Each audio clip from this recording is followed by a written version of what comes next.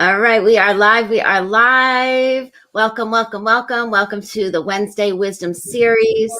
I created this in order to provide a platform for women to share their stories, share their wisdom, how they've navigated their lives, and to share their work in the world and more.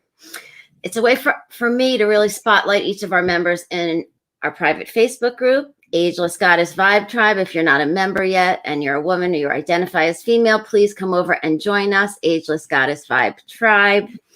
And I really want us to be able to learn about one another. And then I'll give you the link so that you can share it with your audience and people that you're in, your friends, your family, and so on and so forth. So I feel really called, as Stephanie knows, to shift women's perceptions of themselves and a collective as we age, in addition to shifting the cultural beliefs around aging. And I feel like our world and our country needs more than ever the full expression of women's voices, creativity, and their intelligence. So with that being said, I want to welcome Ms. Stephanie Hyde to the show. Thank you so much for being here. I appreciate it so much. And I want to introduce you to the audience. So Stephanie Hyde is a Jack Canfield certified coach of the success principles, as am I. We have that in common. She's the founder of the Facebook community, Reclaim Your Path and Power for Women Over 40. So you guys should check that out. She'll talk about it more later. She helps women who have compromised their own happiness to make sure everyone else was happy to get unstuck, clear on their path, and ready for their next adventure. She understands how hard it can be for women that do it all.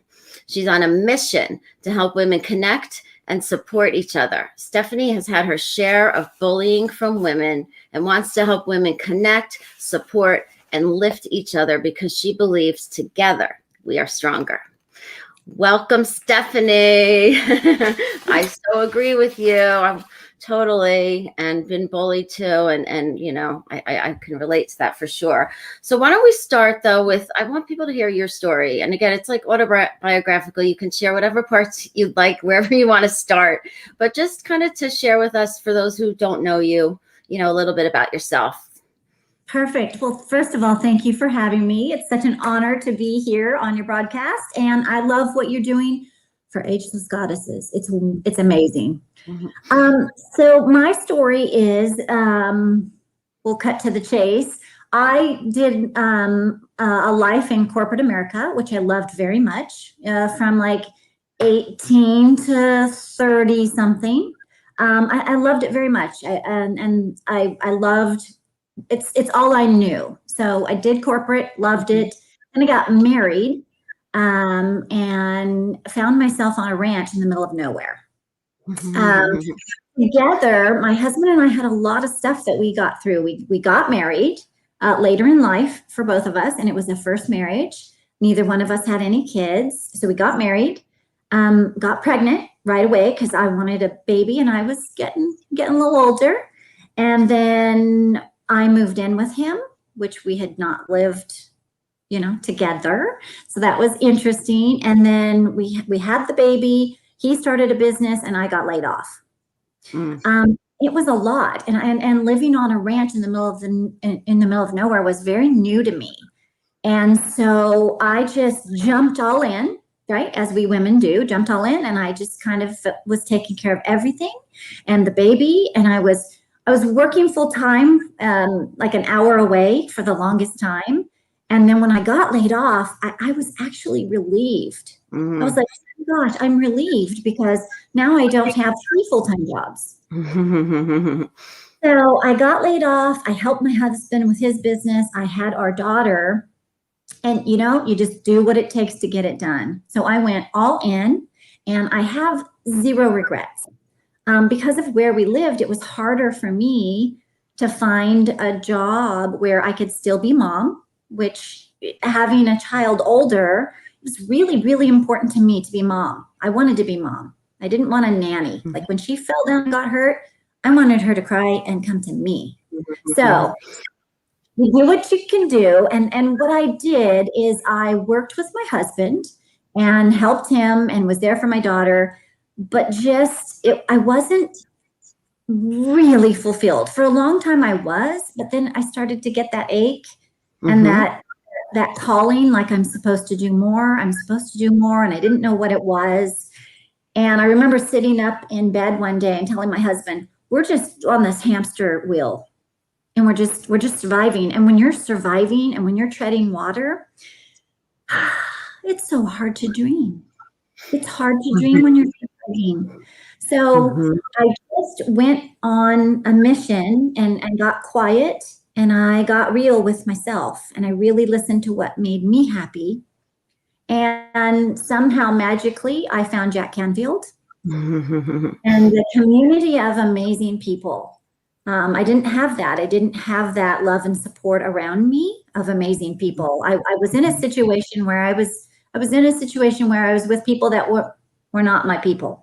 It's a nice way to say it, with the bullying going on and all the other stuff. They just weren't my people. So I found Jack. I took the training, and then I'm like, okay, who am I going to help? My first thought was maybe I would go into corporate America because I knew it and help people use the success principles to get to their next level or their next step. And I met Jake Ballantyne, and I first met him, and I asked him because he had established himself.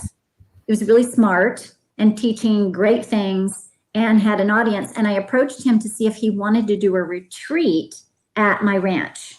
That was how I did it. And then I realized how smart he was. And I kept raising my hand. And he kept helping me. So then I hired him to be my coach, and he kept helping me more and more and more and more. And he pushed me to do things I wasn't ready to do, but I did them anyway because I trusted him. And why not? Right?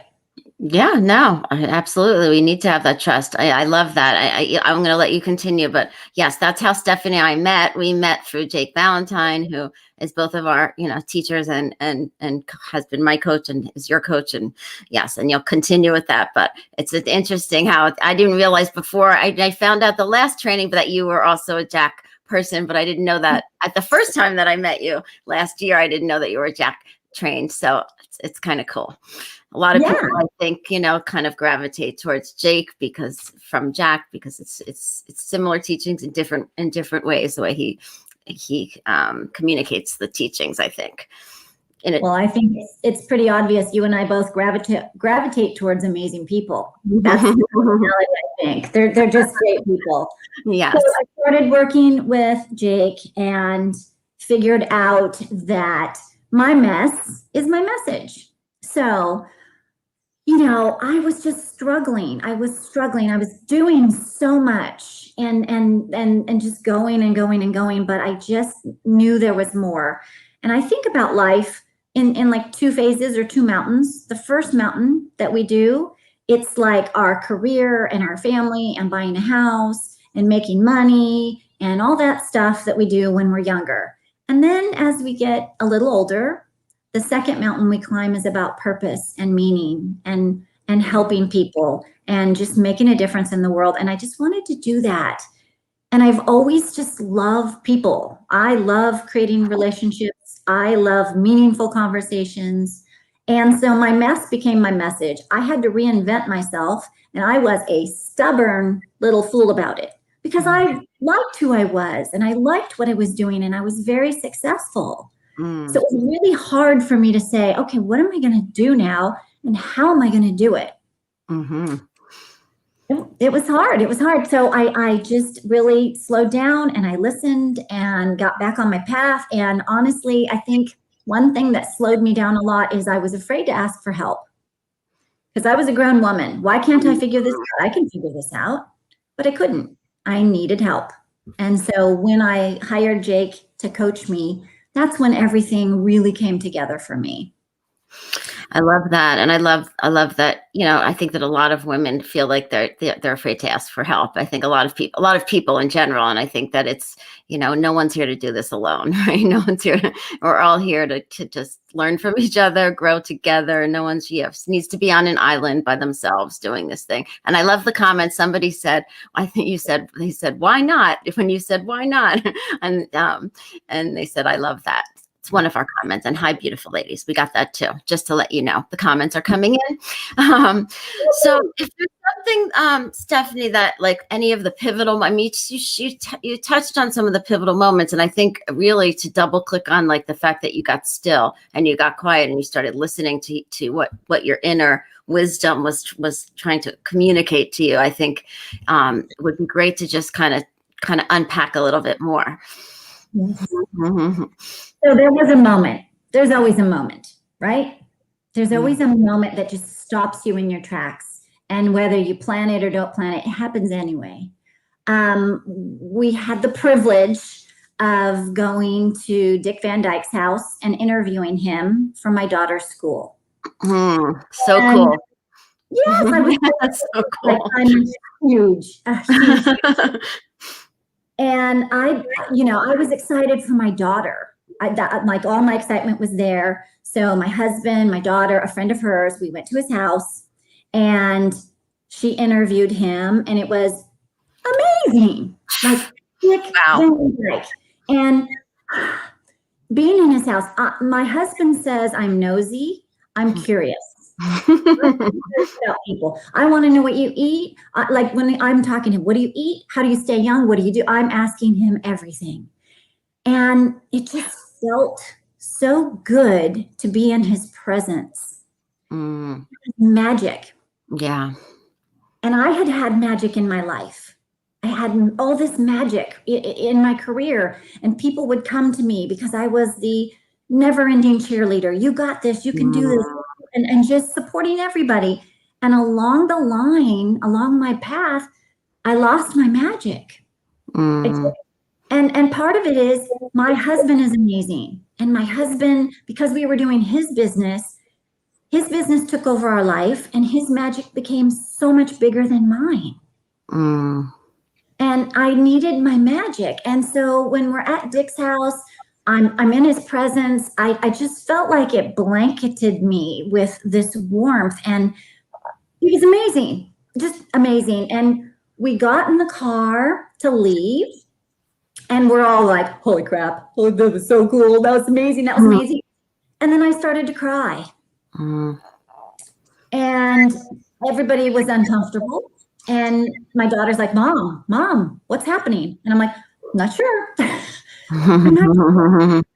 Just let me sit here with this. I don't know. And after I sat with it, I realized it was all about my magic and that he was so magicful. That's what my daughter used to call it when she was little. It was magicful. And it was just a moment. He was living his best life and I was not. He was singing and dancing and all of this happened. I think he was like 93, 94. I'm not exactly. That's yeah, that's amazing. I adore him. And I love that. I actually, Mary Poppins was the first movie I ever saw with my grandmother. It was like the first movie I saw in a movie theater. And I mean, yeah, I can just imagine that he's a bit larger than life, but I think that, people say like, because I love speakers who are great. I love seeing speakers who are amazing. And people are like, don't try to compare them. But it's not that. It's like, I see that because I see that their light is like trying to reflect back. Like I want to be that too. And not, because there's room for everybody. But it's interesting because it probably was like that. Yeah, you're like, sprinkle that magic dust back on me because it's in there. Knowing you, I mean, you have this spirit about you and this like childlike, like I do, I think a lot, fun spirit, which I love. And for that not to be expressed is like criminal in my opinion.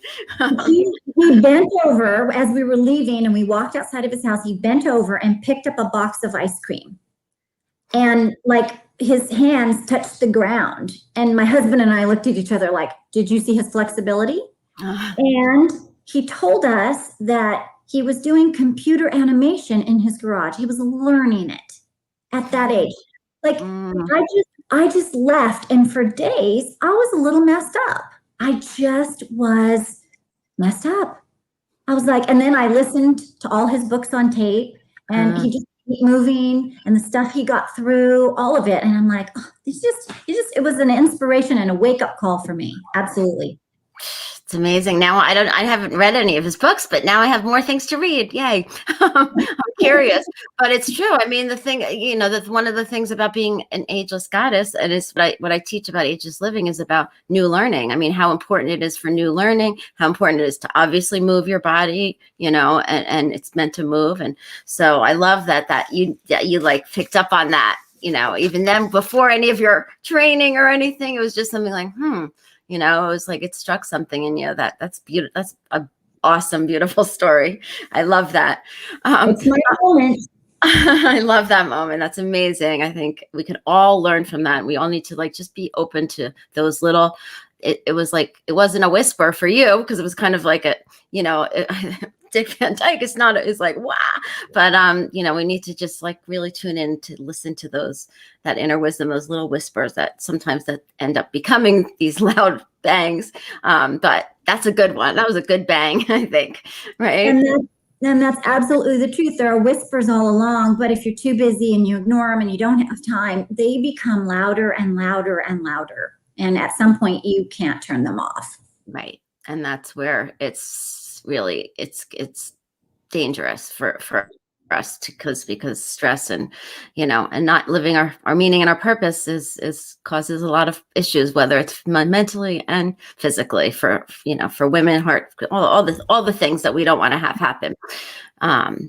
So just to let everyone know, so you're in California, I'm in New York, and so you're living on this ranch, and I would think of you like Harley Mama, because your husband has a motorcycle business. And so are you a motorcycle rider? I just have to ask you.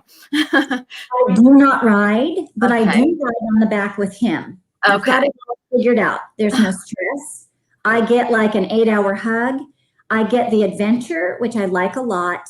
And the world is more beautiful on a motorcycle because there's air and it just looks different. And so I'm up for meeting people and the adventure. And so when we go, that's it. I'm on the back. We can listen to music. We can talk.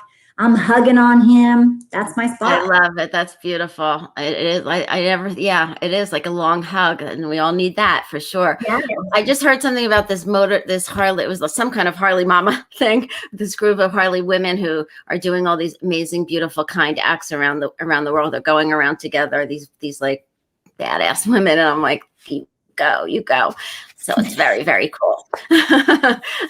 So just to switch, I'm just curious because, I want to just hear from everybody, like how you feel about just how the media, how the beauty industry, how the fashion industry only target, and it's starting to change a little bit. I realize that, but really kind of makes people who are growing older feel less valued. And I think it's really toxic and dangerous. And I'm just curious if you have any thoughts on that. Yeah, somebody said this to me the other day, and it was beautiful. My good friend Michelle, she was talking to me, and she said, "Oh, I'm level 47." I'm like, "Oh, great. What does that mean?" And she's like, "That's my age." And I was like, "Wow, I'm level 55." Beautiful is that? If we women really sit and think about that, I'm level 55. I earned this level.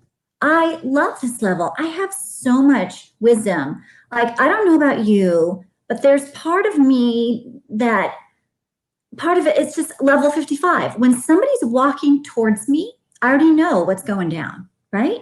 Mm-hmm. And then when they look at me and they say something and then they pause, I'm like, why did you do that? You just lied to me.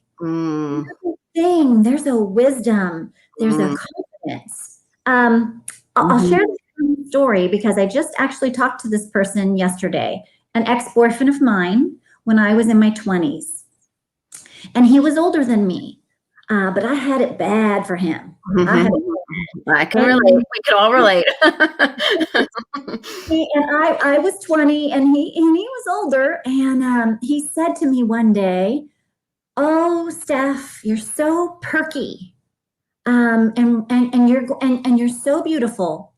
But when you're older, you're going to be so much more beautiful when you have some interesting lines. Mm. And I was irritated. I'm going to admit, I was irritated.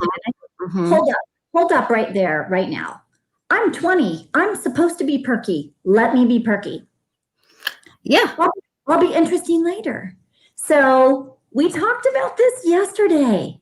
Just yesterday, we had a call and I said, look, I'm interesting now. I'm interesting now and I'm still perky. I'm still perky. And he just laughed. He said, you are still perky. You're not, and you're always going to be, that's part of who you are. So yeah. I think that as we age, as we get to the next level, there's a confidence and there's a security and a thing that like we have to live it, right? Mm-hmm. We have to live it and we have to be it. And we can't let society tell us that we're not relevant. We have to make that ourselves. I remember years ago, there was a woman who all the guys in the office went crazy over. Like and she was not model perfect. She was not magazine model, but her confidence, she walked into her room and she's like, hello, let's talk about something interesting. Let's talk about me. I adored her. Like everybody liked her because she was so confident. Yeah. And her confidence made her absolutely beautiful. Mm. Absolutely. I think that it's much more like kind of inspiring when somebody has that kind of presence and like really owns it. And that is one of the things that I really want women to do is to stand up, at any age, stand up straight, strut into the room, like strut around. I strut around my house, like I'm doing the catwalk and, for myself, not for anyone else. So, yeah, I think that's great. I love that. Very much. So if age, I don't think it is for you, but if age was not a factor, is there anything you'd like to learn or try or experience? So I thought about this and it's going to be a weird one and it's not related to anything we're doing. But if I could do anything in the world, this is weird, I would be on a sitcom. And let me tell you why that's so appealing to me. It's a tight-knit family. I think of people like Friends, the show Friends. They are tight-knit. They love each other. They support each other. There's this bond there that's so strong. I don't have a big family, so it's something that I'm missing. Also, they get to make people laugh, and they get to have fun all day, and they play pranks on each other. I would do that. You're in. I love that. And I mean, but I think that what you're creating with your group and what, you are creating a group of women or a group, to have fun with and do those things with also. Right. And right. But I do. That sounds really appealing the way you describe that too. It's kind of a win-win job for sure. That's great. So I'm going to ask you, you kind of touched on this, but if you could give advice to your 20-year-old self, share some of the wisdom, which you already did, but if you just to kind of double click on it, what was something that would comes to mind, what you would share with your 20-year-old self from the place we are now? Hon, it's going to get so much easier. It's going to get so much better. And I've had a lot of hard things in my life. I've had a lot. And the way I've gotten through it is I put my head down. I don't look. It's like climbing a mountain. Mm-hmm. You stand at the bottom of the mountain and you're looking up. I would get overwhelmed. And then I might get overwhelmed paralysis. And then I just feel stuck and I don't move. So the way I've gotten through every single hard thing is I put my head down and I go. And I don't look ahead. I just keep taking those little small steps until I can get to a place where I can look up and I'm not so intimidated. That's a really, I look back now and I think, how did I get through that? I have no idea. But again, that's what adds to the fabric and the texture and the wisdom and the more, the resiliency and all the things that build on each other as we have more levels, as we level up. I love that so much. Leveling up. Yeah. Leveling up. That's what it is. That's beautiful. Wish I thought of that, but I love that. Who told you about that? I'm just curious. Who's Michelle Oxton. Oh, you're from Michelle. Way to go, Michelle. I love that. It's such a great way to think about it. So we're going to just do like a little speed round. Okay. A little speed round, just whatever. Like James Lipton? Sorry? Is this like James Lipton, right? I don't know. Is it? Celebrities, and he asked, "What's your favorite sound? What's your favorite this? What's your favorite that?" So I'm ready. Let's go. Okay, kind of like that. Yes. Okay. What energizes you? I love sleep. If I get enough sleep, good food, movement, meaningful conversations, and laughter. Like that's my oxygen right there. Just that. If I get that, I'm in a really good place. I love that. I totally agree with you. What are you most grateful for? For my family, for my journey, the good, the bad, the evil, the happy, the sad. I'm grateful for every single hard thing, good thing, bad thing that I've been through, because it's absolutely made me. Mm-hmm. That's right. That's right. Absolutely. So if you can just complete the sentence, it all comes down to following your heart, listening to your inner voice, knowing that the inner voice is you, and finding your own happiness and your own path, because it changes through the years.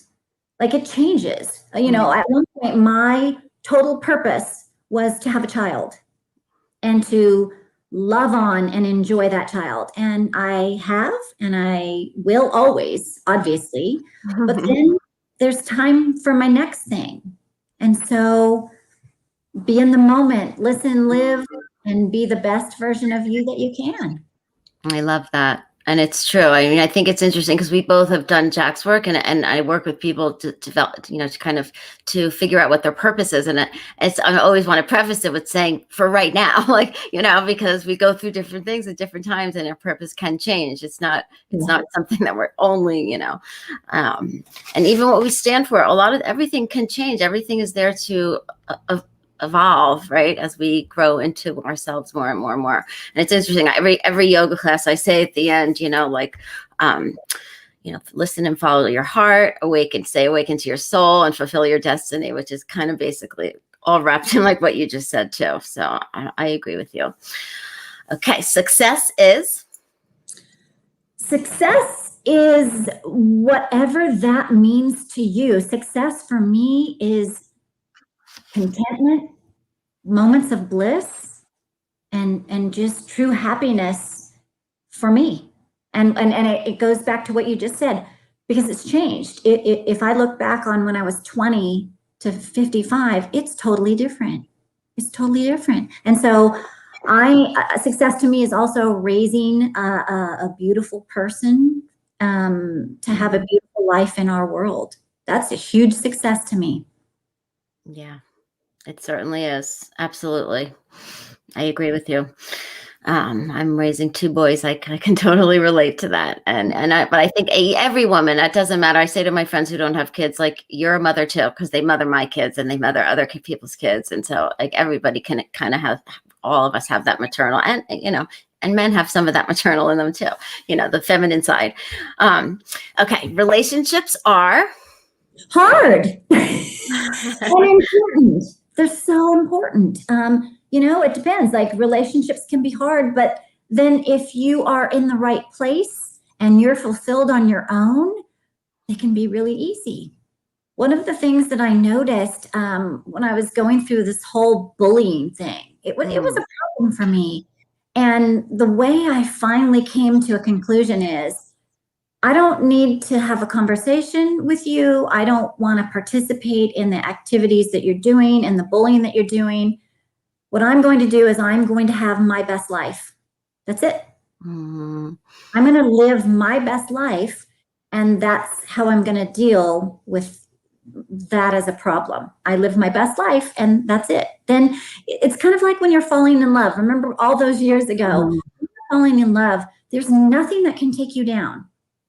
So if you get right in that right mindset of living your best life, there's nothing that can take you down. You know, when you're falling in love and you're in your best place, someone can cut you off and you're like, it doesn't matter. Hi.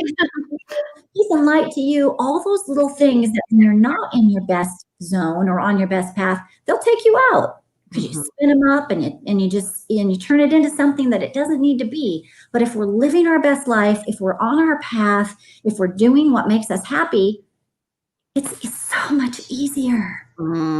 It's so great. So great that you're sharing that. I completely agree. It's like once we get to the place where we can just have internal validation, you know, and we don't need the external validation so much, and we could just kind of, stay in that eye of the hurricane and just let it all go by.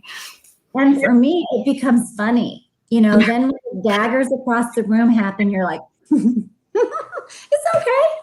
Go for it. Do what you need to do to be you. But here's my zone, and you're not going to penetrate my zone. I think that's I just think that, you know, just to backtrack for a second, that I think just for everybody listening, like to think about if they are being bullied, if somebody isn't being so nice, like the best way to deal with that is just step into your greatness, like be your best self. And it's just going to fade away. You're not going to participate in it anymore. I think that's, you know, great advice for people. Sometimes it's hard when you're in the midst of it, you know, but you just kind of setting that intention again and again to really just, you're going to focus on your lane and who you are and who you want to be, and not participate in that nonsense. And we want to, I love this analogy, and I love it for my life because for the longest time I was going upstream against the current. I want to row my boat gently down the stream. Merrily. I love it. I love it. I was like flow, but I think of flow and flow state. And when you say that, and I think a lot of us have to like recognize when we're trying to go upstream and turn that boat around. It's exhausting. It's exhausting for sure. Okay, so let's see. You kind of said this a little bit, but if there's somebody that you think of, or what inspires you and why, what or who? So I you know, there's so much inspiration in the world. There really, really, really is. But I guess my greatest inspiration would be my 16-year-old daughter, because I'm the role model for her. And so she inspires me to be the best version of me that I can be, so that I can influence her to be the best person that she can be, because she's watching me. And early on, I'm just going to tell this quick little story, but early on, when she was really little, you know, there's so much negativity about body image in the world. So when she was really little, we would stand in front of the mirror in our chonies. And I would say, baby girl, what do you love about your body? And she would say, oh, I love my hair, mommy. And I'm like, ooh. And then I'm like, what about your strong arms and your strong legs and your straight back? And I would do the same for me. Because I never wanted to get dressed. If I was having one of those days, and I didn't want her to hear me say, oh, today. I don't want that for her. So we would stand in front of the mirror every once in a while. And I suggest anybody do this. Even I love it. Yes. With your children, set an example. Stand in front of the mirror and love your body. Like your body does amazing things for you. And we're like, seriously, our strong arms and our back, and that's something that I think is super important for women, because we see the images in the magazines and the airbrushing, and we think that's real, and it's not real. And it doesn't matter anyway, because it's not about what you look like. It's about who you are as a person. That's beautiful. So beautiful. And it's it's unfortunately so still needs to be heard. And I love that you did that with your daughter. Love that. It's not exactly the experience I had growing up. So Mhm. I think, and I think, body shaming of ourselves and of others is still the number one like shame tactic out there, especially for women, so it's this conversation that still definitely needs to be had. It needs to be addressed. It needs to be, doing what you're doing. So yeah. Well, and it's easy for us women to say, oh, I'm going to love myself when I. No, Mhm. today, right now, everything you are, we are not perfect. We are not supposed to be perfect. That is so freaking boring. So boring. I was just Flaws and all. Today. Yes, yes, yes, yes. And I mean, I would say for some people, if they do, start with the things that you love about yourself, and then just think about how you're all the things that are working for you miraculously without you having to, breathe yourself or beat your heart. All the things that are happening internally that are happy, that are just a system that is such a miracle, So I had a massage right after my husband got me a massage shortly after I gave birth to my daughter. And I was so excited. And then the guy shows up and he's so hot. Not so I was not so excited. He's going to touch my flabby body. So I lay down and I'm like, I just had a baby. And he, like within seconds, he's like, oh my gosh, your body, what a beautiful thing. You just gave birth to this child. He freaked me out with the beauty of my body. My scar, I love my scar. My scar, I love it. Mm-hmm.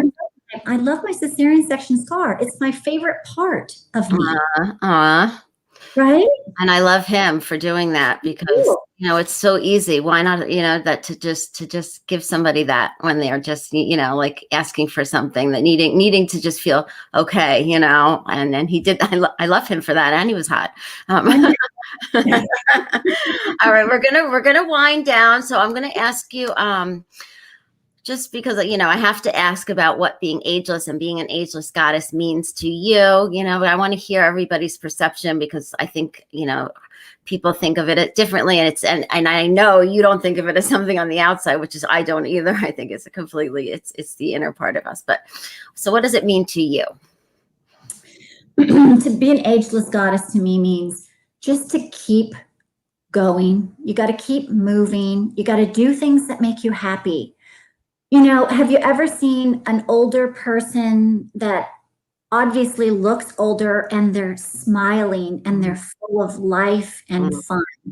I think, we're women. We're all going to age. I'm starting to get, the older lady neck. I can't change it. The only thing I can change is how I move into my later years with energy, with flexibility, with life. And for me, that means sharing me with others, helping others, putting good in the world. And it says, bring it on. I'm just going to try to be the best version of me I can until the end. Amen. And a heart filled with love. Amen, amen, amen. And yeah, and showing up and standing out and keep being heard and doing your thing. I mean, yes. I love it. I love it. Love it. So if you could just share with the audience, like, how people can get in touch with you. If you want to talk about the work that you do a little bit more about your group, and anything else you want to share before we close out.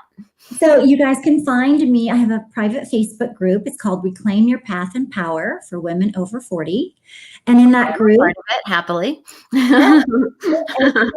we do fun things. I'm a little bit of a goof, and so I have to be true to who I am, but I'm kind of silly and I just like to have a little bit of fun.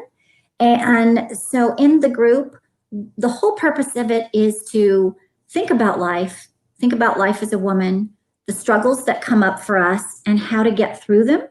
I don't want people to be alone. Like if anybody's struggling with anything, we're here as a community to support each other. And if you think about it, all the things that we have to do and we learn, think about the world, we try something or we do something for ourselves and we put it out there and then we get feedback. It's never a failure, right? Whatever we're trying, whatever we want to do, we put it out there, we get feedback, and then we take that feedback and we make some changes and we put it out there again and we get more feedback. Yes. And so that's what I want women to do. I think sometimes women get stuck because we do so much. We put everybody else first. We don't put our oxygen mask on first when we should, because we have to take care of everybody. And it's really easy to get just lost in the grind. And we all should really be doing things that make us happy. If your job doesn't make you happy, there are ways to slowly get out of it and do something that does. You know, if your relationship is not making you happy, there are ways to put energy and things into it to make it better. We all have these little cups. And if we're not intentional about our actions, the little cups can be empty. One can be overflowing and the other one can be empty. So it's about, you know, adding stuff to the right cups when you need to. So that's great. And emptying some cups when you need to in order to make room for new water. Yeah. That's great. Thank you, Stephanie. You are. Don't ever give up your goofy or your fun or your spirit or the sunshine you bring to a room and the space, because it does. You light up the room, and I adore you, and I'm really grateful that you showed up for today, and it was so much fun. I really enjoyed everything you had to say so much. So I thank you, and wishing everybody grace and peace, to stress less, live more, and, you know, step into being that ageless person that we are. It's not about anti-aging, like Stephanie was saying, and I was saying, there is no anti-aging. We just get better. We get fine. We get finer, like wine and cheese, with more leveling up. So okay. I have a good one, Liz. This is what we can do. Okay. So a little bit of attitude, right? We can go.